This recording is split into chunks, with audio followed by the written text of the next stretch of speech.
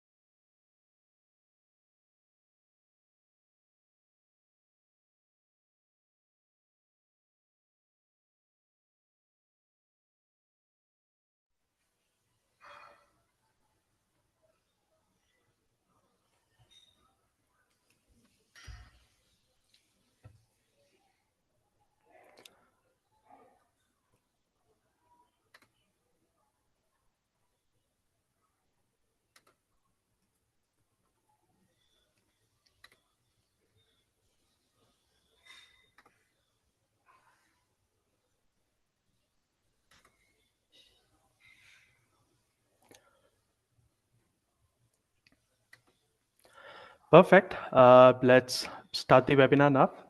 And good evening, everyone who have joined today. And welcome to today's webinar, Vibe Coding, the Future of Software Development, or is it just a trend? I'm Sandeep Sundar. I'll be your host for the evening. Uh, so the way we build software is rapidly evolving.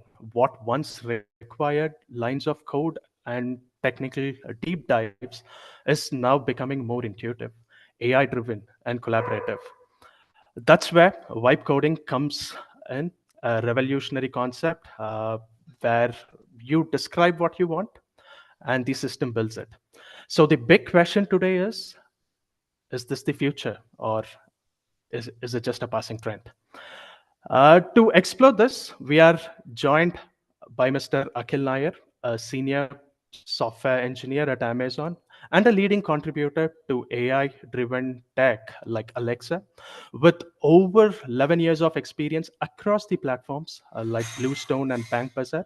Akhil brings the perfect blend of innovation and deep tech expertise. So, in today's webinar, we're gonna understand what vibe coding really is, how it's different from traditional coding, the new skills in future demands, and finally, we're gonna have an interactive Q&A as well. So, participants, if you have any questions, do drop your questions over the chat or the QA. We'll address them during the last part of the session. So, without further ado, let's dive into the vibe. Akhil, over to you. Hey everyone, just let me share my screen. I'll take over.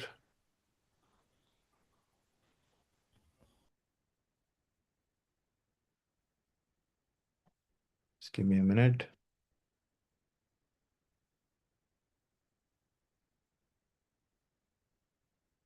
All right. Hello everyone, and thank you, Sandeep, for the introduction, and welcome to all the learners. It's really a pleasure connecting with you all today. Morning for me and evening for you all. I know it's pretty late, but I asked the organizers to arrange this a bit late so that it's not too early for me in the morning.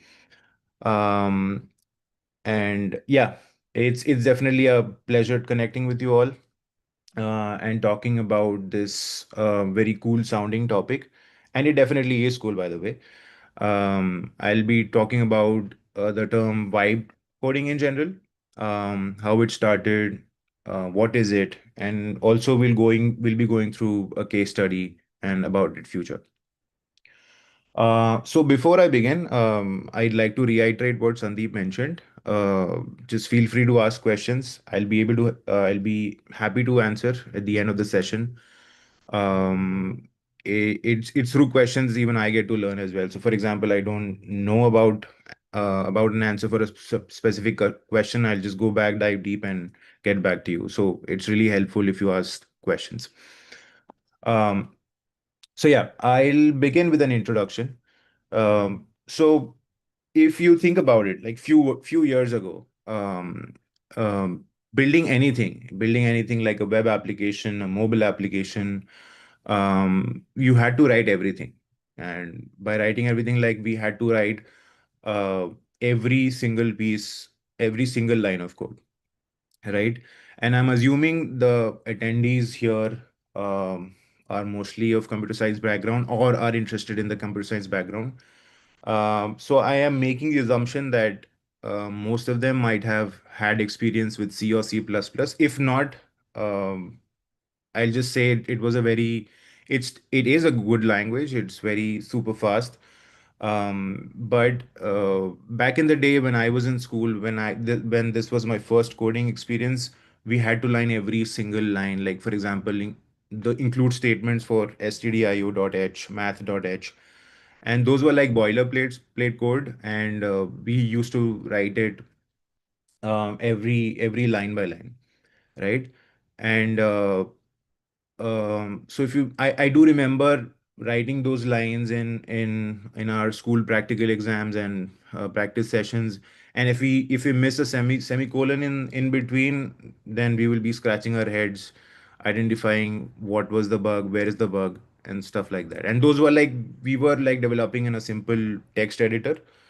And then once we moved on from C, C++, we moved on to Java, Python, and we moved to the actual good developer tools like IDE, for example, Eclipse, IntelliJ, Visual Code.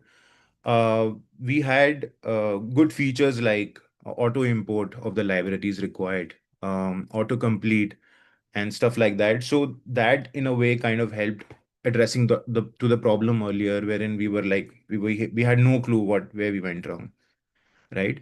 And even then we had to write a lot of boilerplate code. So for example, let's say I'm talking in terms of Java. If you write a class and you want to write a constructor, it's a boilerplate code, right? But for every class you need to write a constructor. It could be a no arguments constructor, it could be an all arguments constructor, and it's a boilerplate code. So there were improvements to this too as well. If you know about the third party libraries called as Lombok, these Lombok libraries help us generating those boilerplate codes by using the annotation by the aspect oriented programming methodologies.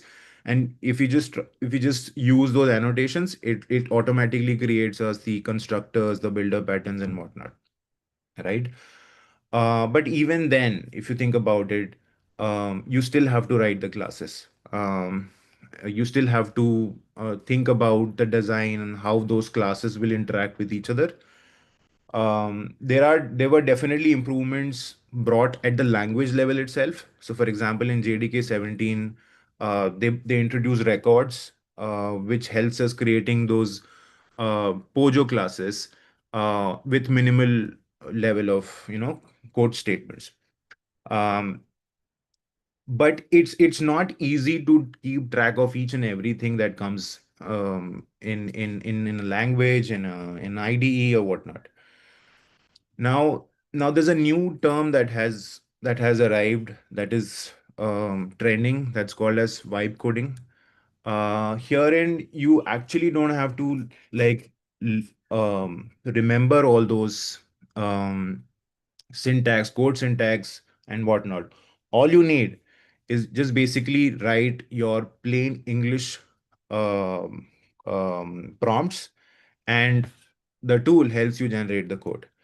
The entire uh, web application or a mobile application could be generated through few English sentences. Um, yeah, and that's the brief introduction I had. Okay. Um, Moving on to the next slide. Okay. So if you see, vibe coding was introduced by Andre Karpathy. Andre Karpathy, if you guys don't know, he's the co-founder of OpenAI. He was also the director of autopilot driving in Tesla, right? And he basically he started this trend through a tweet. Um, Although basically when he was introducing this concept, he never knew that this is going to be a big phrase um, that's going to be used in the computer science world, and it's going to be gaining momentum day by day, right?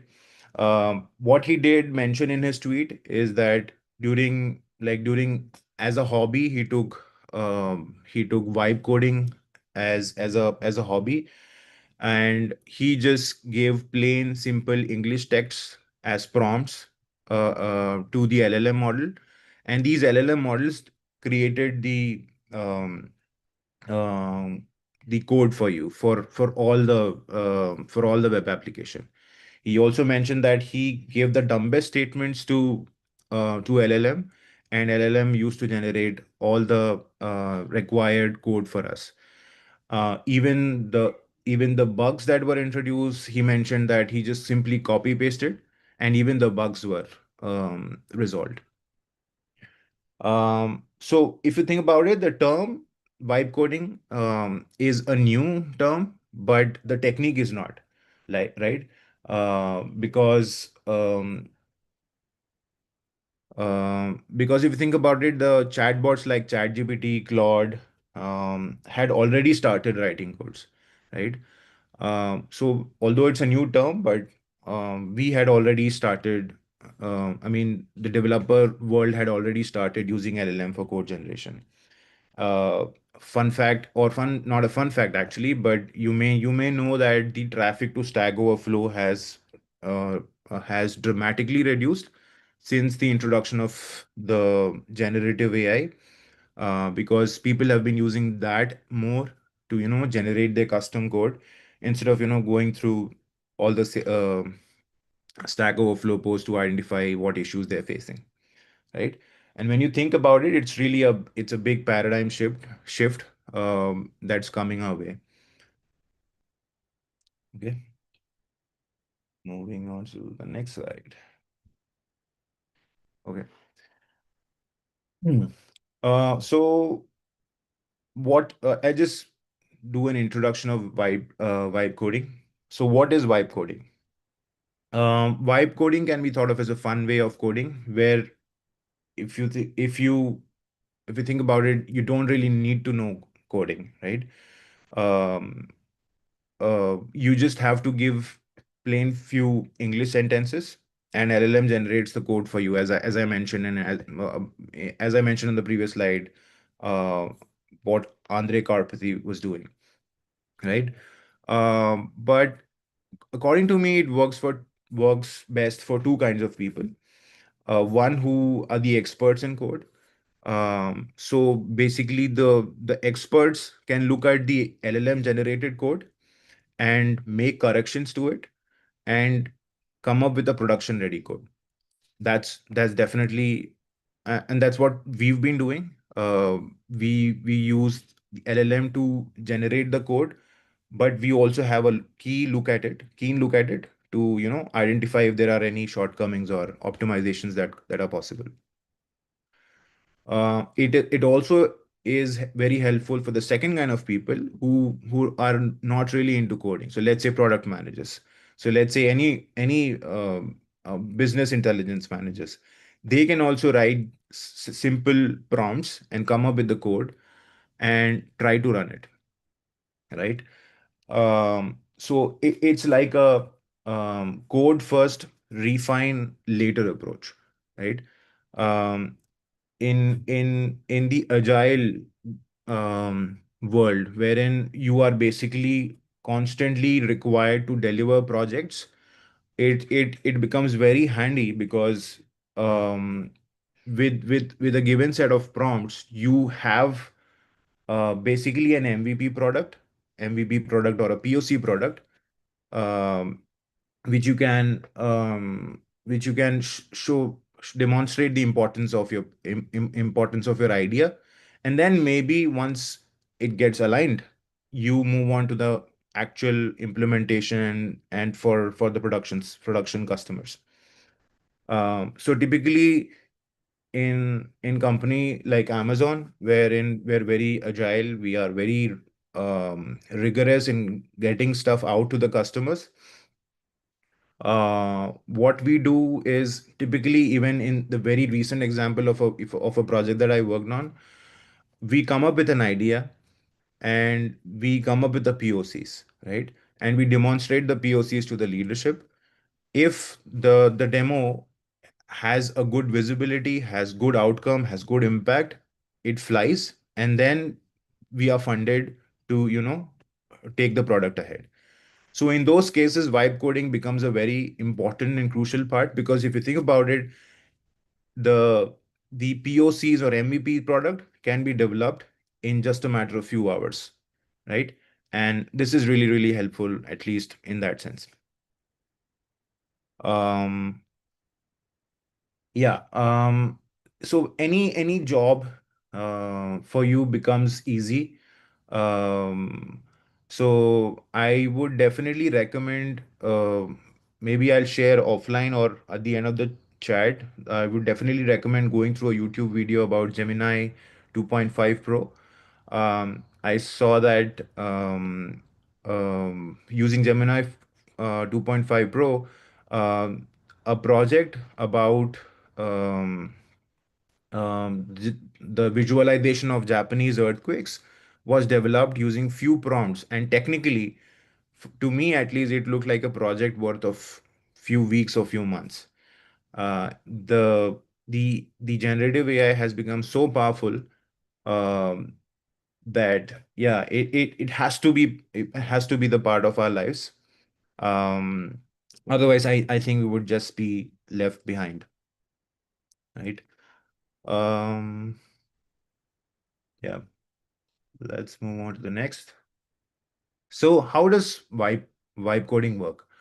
So basically, in whatever tool you use, the first step is, uh, what is your idea, right? What is your intent? What do you want to develop? So you need to have a clear, concise picturization of your idea, and that's where your creativity comes into picture. All the manual tedious work of generating the code is done through LLM. So the first step is to identify what you're doing, have exact specific details of what you want to develop, and then just give it to the LLM. So tools like GitHub Copilot, Cursor, Claude, and even Amazon Q helps us generate the code based on our request, right? Once the code is generated, you can do iterations on it. That is, you can look for bugs, you can look for some logic change and some features, test it. If you see that the UI doesn't look great, give it suggestions, um, and just repeat the process. Test and iterate, and that's what you will do in an agile world as well.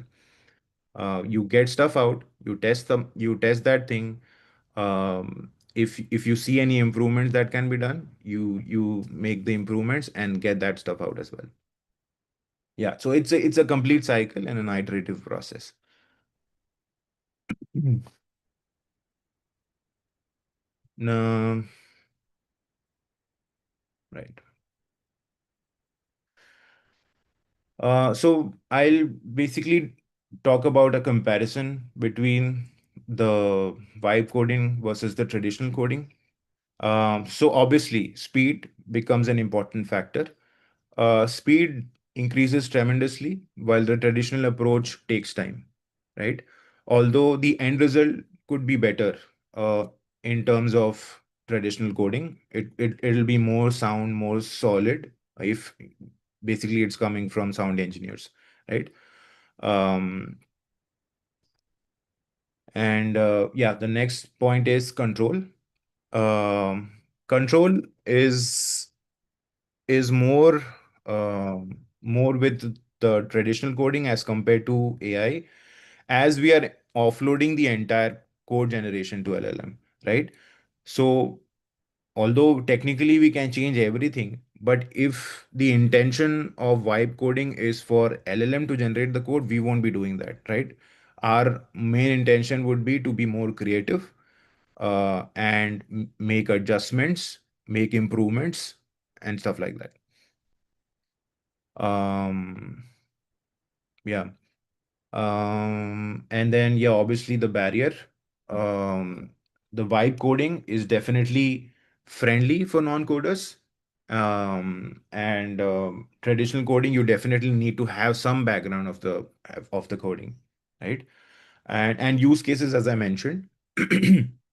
For MVPs, for certain automation scripts, for POCs, vibe coding is definitely a go-to product according to me right now. Like even with the current state of affairs, the tools have matured enough to give you POC level products, and it's always going to get improved, right? Uh, and one day you never know, you have these tools to generate the highly scalable distributed system as well, right? Although right now with that's not possible, so you still have to rely on the traditional coding to basically come up with the complex, large scale and secure systems. um yeah, I see a raised hand. Should we take it at the end, Sandeep? Let's take it up at the end, Akhil. We Okay. do have questions as well, which is from Ananjaya. This will be answered at the end QA session. Okay. Cool, cool. All right. Mm,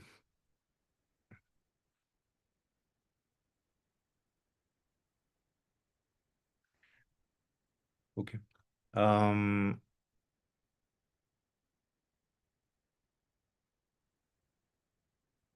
yeah. Okay. Now I'll be talking about the popular vibe coding tools. So we have Cursor. It's one of the major players here. It's owned by Anisphere, and it uses the Claude, ChatGPT, and Gemini models in the backend. They use it interchangeably. And Replit is an SFO based startup, again uses Claude model in the background. GitHub Copilot, as we all know, owned by Windows, and Claude, it's owned by Anthropic, and Google and Amazon have very high investments on it.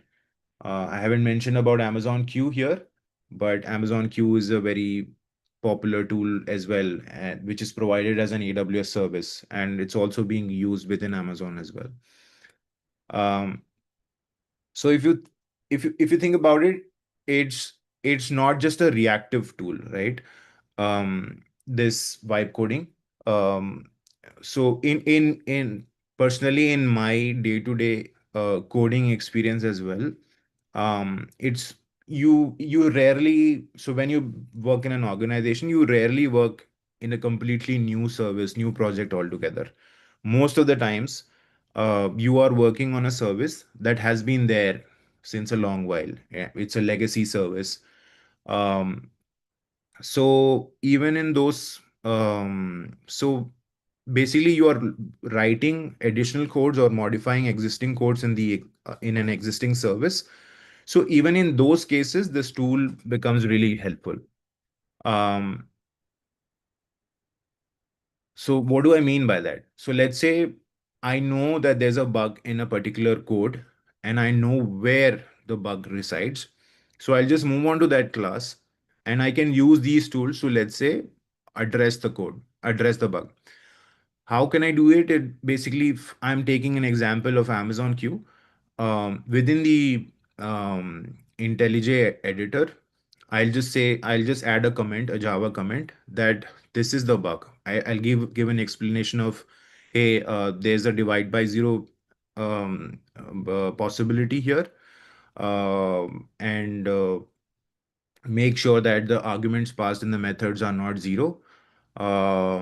If you just write the code, the LLM auto generates or basically generates you suggestions, and if you just have to accept it, and that particular code will replace whatever you're looking for.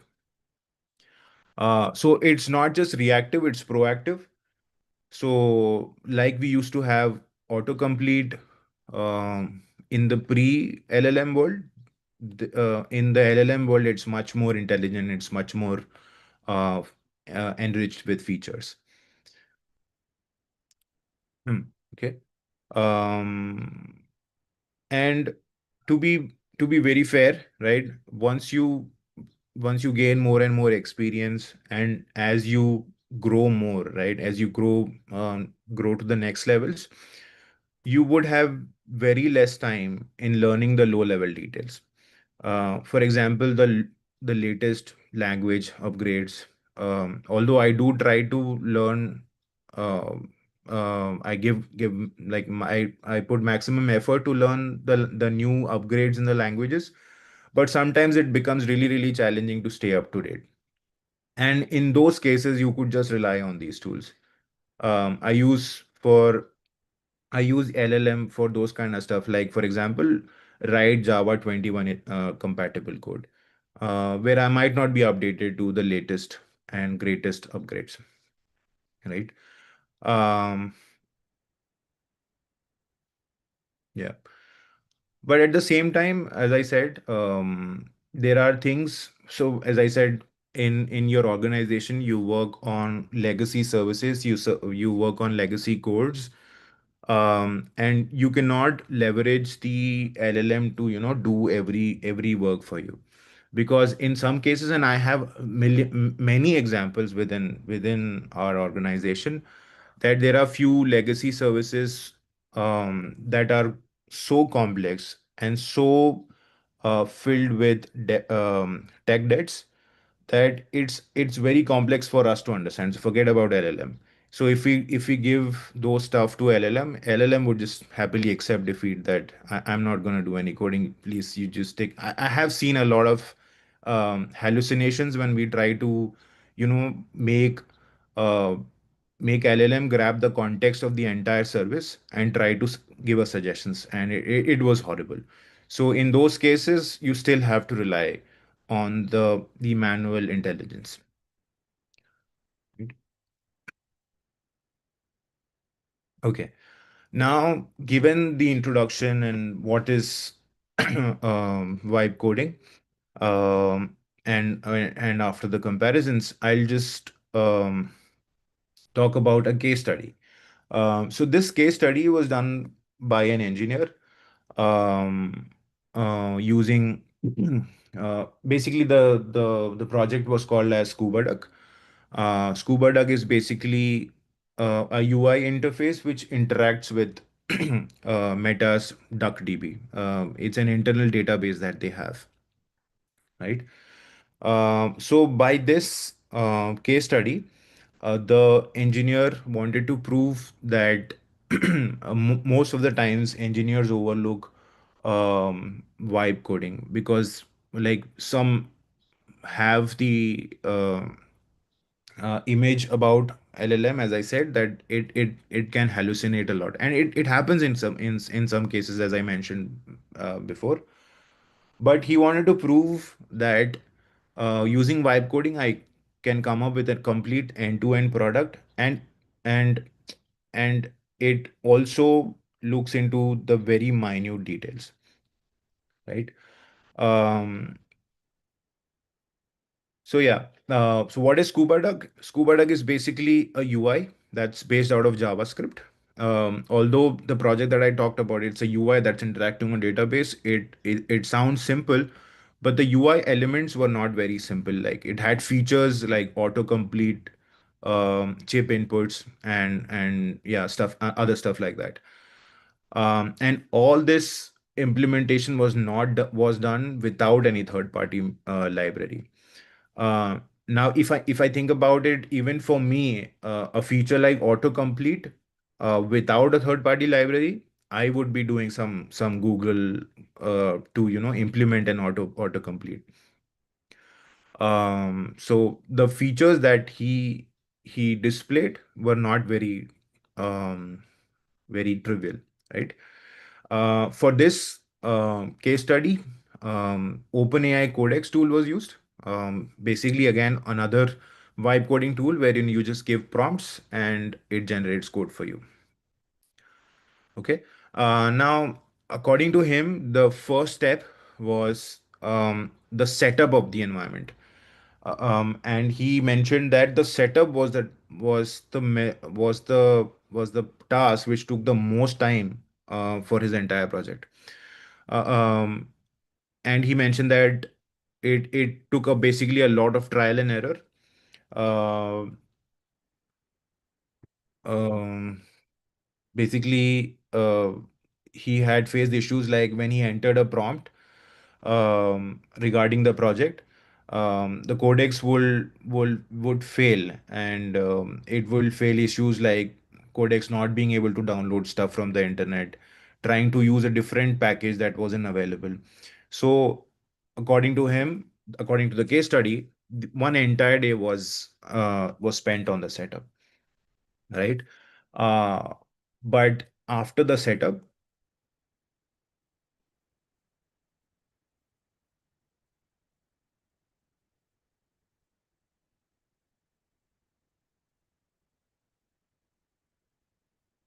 okay. So basically, after the setup, the developer had a TOML file, uh, TOML file, which basically had all the dependencies that is required to call DuckDB. It's a file basically used in programming languages like Python or Rust for project configuration and dependency management, just like pom.xml in Spring or build.gradle in Gradle, right? Along with it, it had a log file. Now, this is the same as the npm package log.json, which is basically required to log the exact dependencies. So that the this log feature is basically used so that the entire library could be shared, could be run anywhere, and it would result in the exact um, features, right? Because if the dependencies change, there could be some bugs, there could be some differences in how the components interact, right? Um, and and he also had a preferred configuration for various tools like um, PyTest. The user, he mentioned that he specifically asked for PyTest, a particular library, because it's good to run the test in parallel. And the LLM was smart enough to pick the right instructions, and give what the user wanted. Um,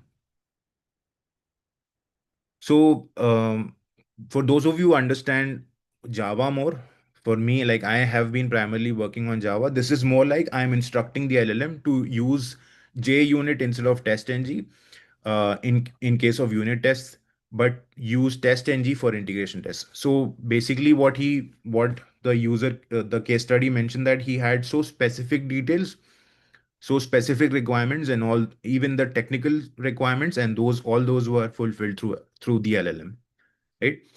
Um, within the setup, he also had a agent.md file. It's similar to a readme.md file in your projects, wherein you basically it talks about what the project is, how to set up. Similarly, agent.md file is an instruction file to the LLM, which LLM looks into for certain cases. Like for example, he mentioned that he added don't look for any other agent MD files, because technically all the LLMs, all the vibe coding tools try to look um, the agent.md files across the project recursively.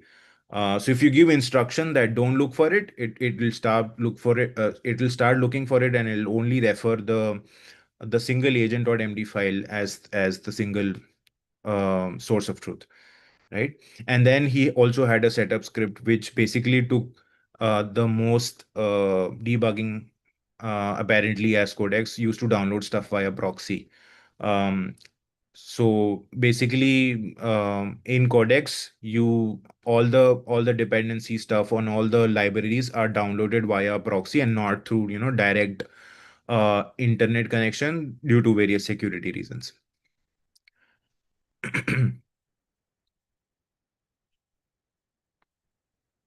um,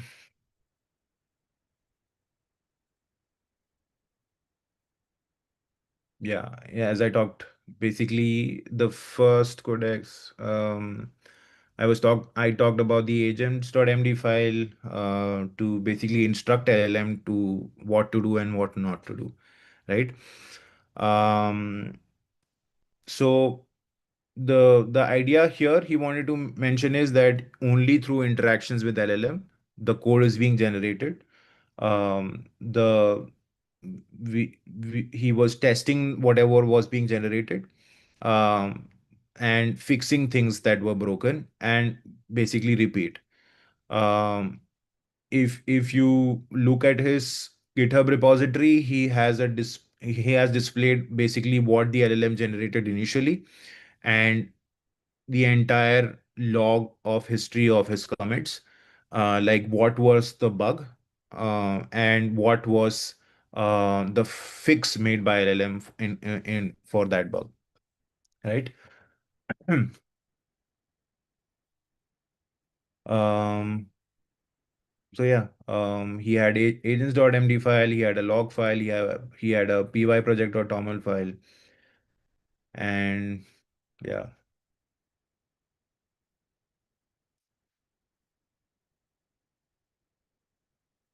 So here I'll be talking about the low level interactions and results of the user with the LLM. Um, Basically, for example, there was a bug he mentioned about stale results being returned by DuckDB, and UI filtering was not working, right? So sorry. So initially, as he mentioned, he was able to set up the codecs, and then he had given LLM instructions to generate the code. Once the code was generated, he was then testing the entire flow. And during the testing, he described about the low level interactions that he had with LLM, like what all bugs he identified and how did he solve it, right? So here he was talking about a particular bug wherein the UI filtering was not working. He mentioned that he gave LLM instructions to write a particular unit test which reproduces the error, right? Once you're able to reproduce the error, fix the bug. And that's what it did. It first basically generated the code, generated the test class, the unit test. It reproduced the error. It gave a prompt back to the user that I was able to identify the bug, and then also gave the resolution for the bug, right? Um, he also mentioned that um, he was also able to start with the test-driven development. So what do I mean by driven development is that the user was able to give instructions to LLM to start writing the test based on the functionality, and then using those tests, whatever the code was generated by LLM, the bugs were identified. So the first step was that I talked about was the user identified the bug, and using the test, the LLM reproduced the bug and fixed it. Second one was um, the LLM wrote the test and then wrote the code, ran the test, identified the bug and resolved it. So that's how powerful that vibe coding tool is, right? Um, yeah. He also mentioned that there were few issues like um, the codex was not able to handle backwards and incompatible changes. So therein he had to break the instructions. So how do you typically um, handle backwards compatible changes in prod? Basically, first you make a patch and then deploy it to prod so that all the backwards compatibility changes are reversed, and then you put a patch over it. And that was the exact instruction that the user gave to the LLM. That the first half it gave the instruction to do basically a patch and then another patch over it. And using those clear cut instructions, LLM was able to handle even the backwards incompatible changes. And he also mentioned that, like, let's say, for example, I have a very huge file, and in fact, in his case, there was a huge index.html file. He mentioned that refactor this entire code. And during that time, he mentioned that AI was, or basically the LLM got timeout issues. So in those cases, you can be very specific with your instructions, like take this part of the code out, like take um, um, extract the drop down code to a different file, and then sidebar resizing and stuff like that.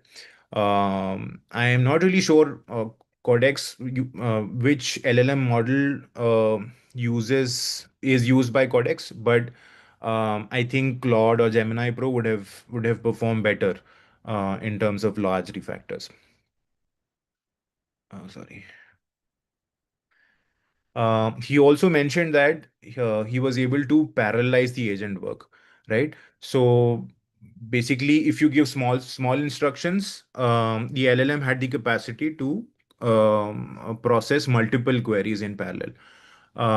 So that way, the speed of his code generation and testing increased, to basically avoid merge issues. He run a main feature agent, and other parallel agents were for bug fixes and improvements, right? uh, I'll share the link at the end regarding this case study. He has also shared all the prompts that he used um, to generate the project. He mentioned that most of the time in his project, apart from the initial setup time, was spent on minor enhancements, fine tuning the behavior. Um, right? So a good metaphor in this sense would be like when you customize a character in a video game, right? You start with the basic skeleton. You start with a lean or a healthy man, and then you put mustache, and then you put goggles, you put nice hair. So you basically you add enhancements to your character. Similarly, you start with the basic skeleton of your web application or whatever application, and then you start adding enhancements to it. um yeah, so that's how the process of vibe coding looks like. He also mentioned that he was able to generate few cool charts based on this prompt, and those were not very trivial. But LLM was able to handle that query and generate the output as well. Um,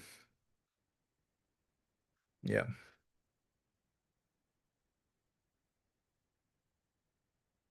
And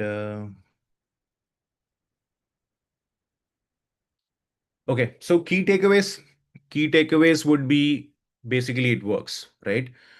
He was able to demonstrate that using LLM, using pure English sentences, pure natural language queries, he was able to generate a full-fledged end-to-end web application that works.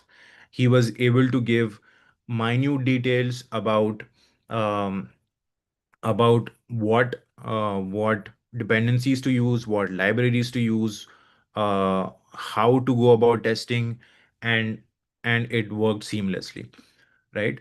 And with this, as I mentioned, fast prototyping is a real concept.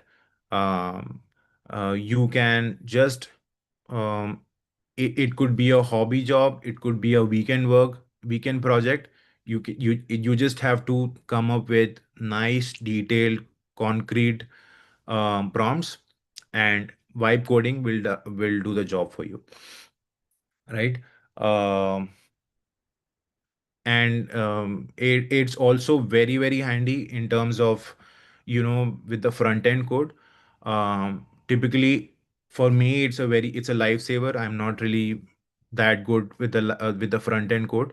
So it does help a lot. You can give very, very dumb instructions like increase the padding, decrease the padding, and it does the job for you. You don't have to worry about the CSS, you don't have to worry about the HTML and things like that. One thing that really helps is when there's no rate limiting. So basically, when you have a pro license, so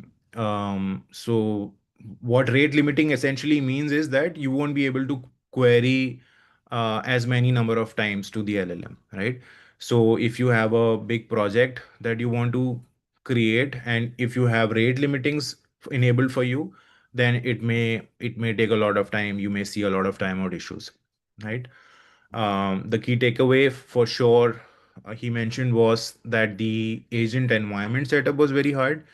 He mentioned that this entire project was developed in 3 days, and out of 3 days, one entire day was set up for was spent on the agent setup. Although I know this is gonna get improved, but that's some time to go there. And yeah, definitely. Vibe coding is definitely viable, right? It's practical, it's efficient. Coders, non-coders both can equally use it. So in terms of companies, it is really gaining momentum. So companies like Visa, Reddit, and even Amazon Music is hiring for people that have vibe coding skills. Some mid-scale startups have mentioned that they are seeing 10x productivity when it comes to using vibe coding, and we also have AWS backing the vibe coding. As I said, Amazon Q is one of the prime products by AWS. Um, Benefits, as I said, we have the benefit of rapid prototyping. You can generate the POCs, the MVP product in no time. It democratizes the development. Basically, any person can do coding now. The product develop managers, the product engineers, the BI managers could now be coding. So it's a competition for us now. Um, and it definitely helps us with the developer bandwidth. As I said, it helps a lot for me. I can think about a very recent example, a very new project wherein like very rarely we get to work on a we worked on spinning up a new service, and before spinning up the new service, before diving into the implementation details, you have to write design docs, get alignments. So for me, the entire work I used the LLM to even generate the design doc. I just gave it the right prompt. It gave me few technological choices. I told LM to refine the doc to give me pros and cons. It gave me pros and cons. When I told give me examples for each pro and cons, it gave me examples to each pros and cons, and I just had to worry about getting the alignment for my doc. Once the alignments are done, even the spawning of the new service, the creation of the code, all was taken care by LLM. So it definitely helps us save time. The key challenges is that not everything is great. The code that's generated is not really, as I said, it's not ready for large scale systems. Um, it could it could hallucinate as well. So for example, I'm not sure if you guys are aware, but there had been a case where I heard a person was able to trick the AI chatbot to buy a Chevrolet car for $1. So yeah, LLMs could be hallucinating, could be generating bogus code. So you got to be aware. And the codes that are being generated might have security vulnerabilities. Uh, so yeah, those are few challenges with it. Um, Perspectives, yes, here are a few perspectives from the experts. They talk about how it helps their organizations, how it improves the productivity, and yeah, and it is basically a trending topic, right? It is popular for weekend builds and hobby projects. It's a lightweight for fast experimentation. It helps for it definitely helps tech teams at leading companies. I can vouch for that.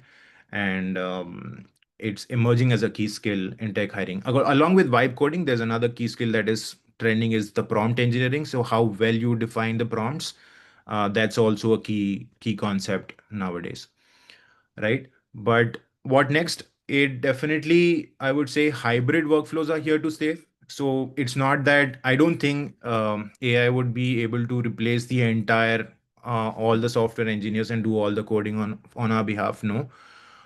So some kind of hybrid approach has to be there. There has to be good sound engineers who look after the code that's being generated, identified. And Yeah, that's about it.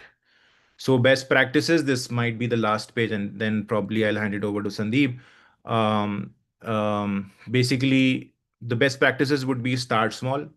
Always start with small, discrete, detailed tasks to LLM, and it works best in that case. But if you give a very high level document like design make my trip for me, it'll give you anything, any bogus thing, right? Always review thoroughly. Always test and validate the AI generated code. As I said, it could hallucinate. It could create. It's not a bug free code at all. It has to be. It has to go through all the test cycles, to for a mature code and integrate safely. If you have a CI/CD pipeline, make sure that you test um, and prompt smartly. Basically, write your prompts uh, in a better way. As I said, prompt engineering is a key thing nowadays. And last but not the least, stay hands-on. We do You do need your language, your knowledge, right? We do need engineers who make things better. Even the generative AI to make it better, we need the engineers. We need the human intelligence. And let's say in future when there will be a time when AI takes over the world, we would need your hands-on expertise to turn it off. Just kidding. But yeah, I'll hand it over to Sandeep. I am done here. But it's been a pleasure talking about this cool stuff. Hey, thank you so much, Akhil, and that was really insightful. You were able to give us pretty much an heads up on what vibe coding is, and I hope everyone got heads up on the vibe coding there. Perfect. So, uh, Akhil and the participants, we are introducing a post-graduation diploma. which is from the Educational Outreach of IIT Bombay. Diploma that has been designed and delivered by the faculties at IIT Bombay. Online course, which is consisting of 6 course curriculum, which has been designed down for both working professionals and as well as the fresh graduates. And this program is being offered with the credit points, which is something that you can earn, save it in your academic bank of credits. And the program is also allowing you and access to the IIT Bombay lateral hiring group post successful completion of the same. And you're gonna have in-person graduation ceremony, and the post-graduation diploma comes up with the alumni status of IIT Bombay as well. All right, and to the next page. Is it okay? Perfect. And vibe coding and IIT Bombay post graduation diploma, how this is going to be a perfect fit. So, an AI assisted software development and, which is the vibe coding, an area, strongly that gets aligned with the IIT Bombay postgraduate diploma, which is in the computer science and engineering. The curriculum covers core foundations in computing systems, machine learning, AI, and as well as in the advanced programming, all of which basically do empower learners to undergo, guide, and innovate with the AI-based coding workflows like vibe coding, of course. This course has been structured down to build the technical path, which is pretty much essential to leverage the tools like large language modelings, where you write better prompts and critically evaluate AI-generated code as well here. And to the next, when it comes to the program, it has been structured out basically with 3 course baskets. So you could see, which is theory and practice in advanced programming, computing systems, and AI and machine learning, where each course basket is offering 3 courses. And to get the program completed, we should be getting 6 courses completed. Bare minimum, we should be choosing at least 1 course from at least all of the baskets, and every course is gonna give us 6 credit points. So overall, 36 credit points is essential to get this post graduation diploma completed here. So moving out to the next slide. Yep. Talking about the curriculum, these are the languages and the tools that it has been covered. So talking about data science, AI, machine learning, of course, Python, NumPy, SciPy, these are the essential libraries that you'd be going on. And when it comes to the advanced programming, of course, you're going to have a bit on C, C++, JavaScript, cascading style sheets, and Django. These are, a few tools and the languages that it is going to be covered when this post graduation diploma is concerned. And over to the next slide. Okay, perfect. And what this basically post graduation diploma does not offer, right? Obviously, this is not a program that basically this program requires a significant individual study, which is expected to be challenging, and that is how the curriculum has been structured out by the faculties at the IIT Bombay. And definitely this is not going to be a short-term boot camp, whereas a rigorous amount of efforts would be required from an individual. And if at all someone is looking out for a program or a course that can help them with the strategic decision making, definitely this post-graduation diploma is not the one, because this EPGD is going to emphasize more into technicalities, hands-on technical depth. And of course, if in case someone is looking out to have an understanding on these cutting edge technologies in an undergraduate level, or if someone is preparing onto the GATE courses, then this is not going to be a program for them. And to the next slide, the previous one. This is how the sample certificate is going to look like. An e-post graduation diploma. This is something the students are entitled to get. We're going to have an in-person graduation ceremony at the IIT Bombay campus. A beautifully looking sample certificate, what you are seeing on the screen right now. Next slide. Okay. Perfect.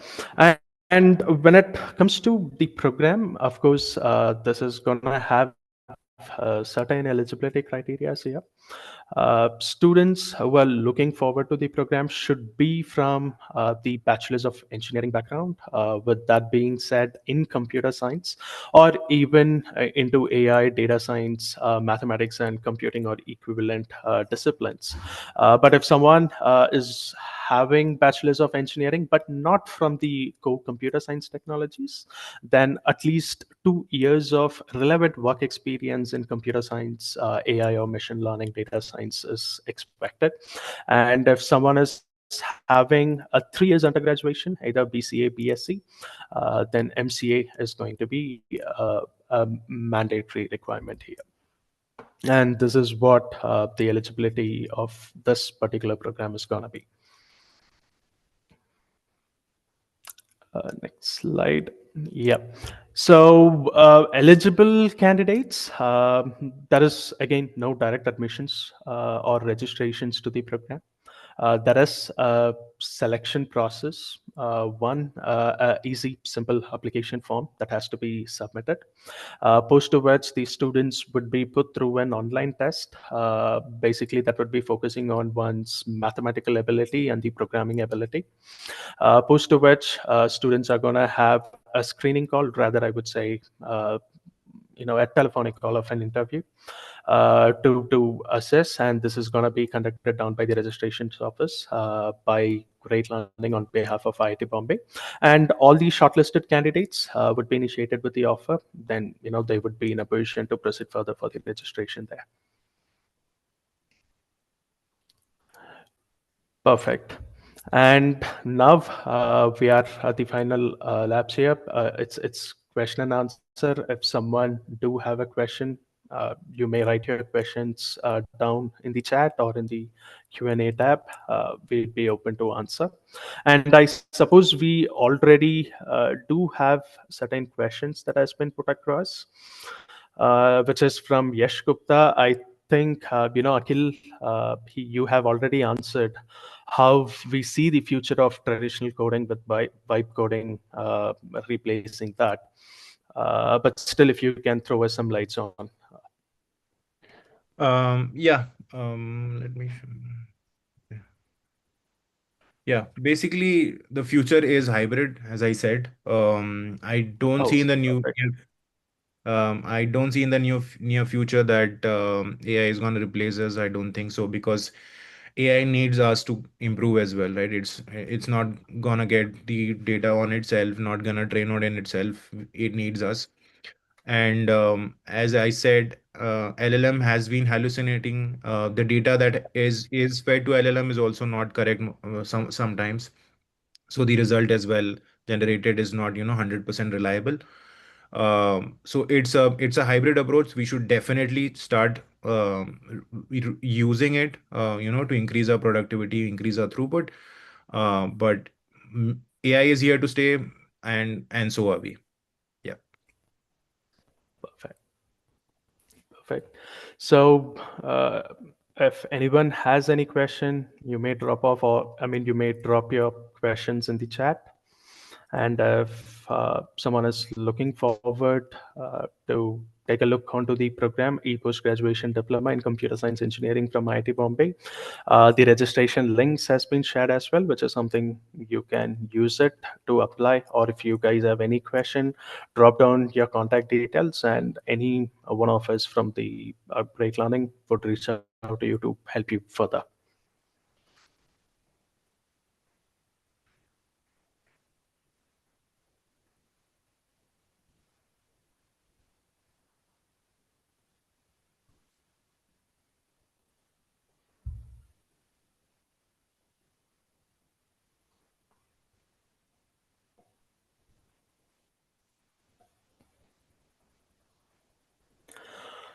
Perfect. So it looks like, yep, the questions has been addressed. So participants, yep, you may use the registration link, iterating on it if in case you're looking out for further informations with regards to the program. And that being said, it was really happy hosting you all to this wonderful webinar.